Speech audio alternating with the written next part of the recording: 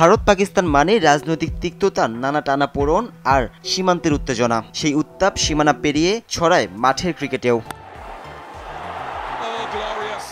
২২ গজের লড়াইয়ে কে কার উপর আধিপত্য দেখাতে পারবে সেটা দেখতেই যেন মুখিয়ে থাকেন কোটি কোটি ক্রিকেট ভক্ত।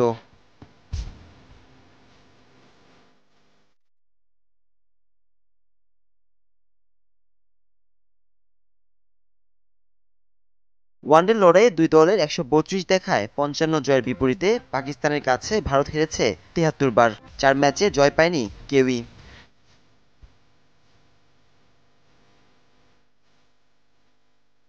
তবে এশিয়া কাপের মঞ্চে চিত্রটা একেবারেই ভিন্ন। ১৭ দেখায় পাকিস্তানকে ৯ বার বধ করেছে টিম ইন্ডিয়া। ৬ বার জয়ের দেখা পেয়েছে পাকিস্তান।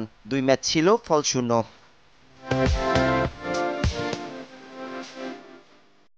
আবারও এশিয়া কাপের হাই ভোল্টেজ ম্যাচে শনিবার মুখোমুখি হচ্ছে ভারত পাকিস্তান। আর এই ম্যাচ দিয়েই সৃষ্টি হতে পারে নতুন কোনো ইতিহাস।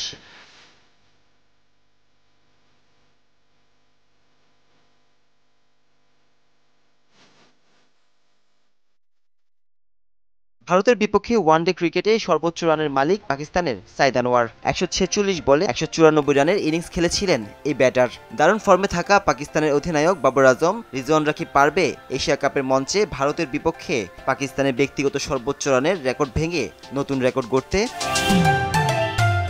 এশিয়া কাপের মঞ্চে ২০১২ সালে নিজের ব্যক্তিগত ওয়ানডে সর্বোচ্চ রানটি পাকিস্তানের বিপক্ষেই হাঁকিয়েছিলেন বিরাট কোহলি। তবে এবার পাকিস্তানের বিপক্ষে শতকের দেখা পেলেই সচিনের পর সর্বোচ্চ শতকের মালিক বনে যাবেন প্রাক্তন ভারতীয় অধিনায়ক।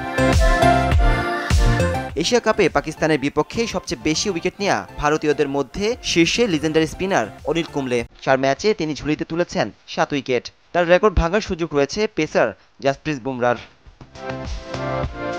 ইতিহাস ভাঙা করা জোয়ারে পাল উড়াতে পারবেন কোন ক্রিকেটার, সেটা দেখতেই থাকতে হবে অপেক্ষায়।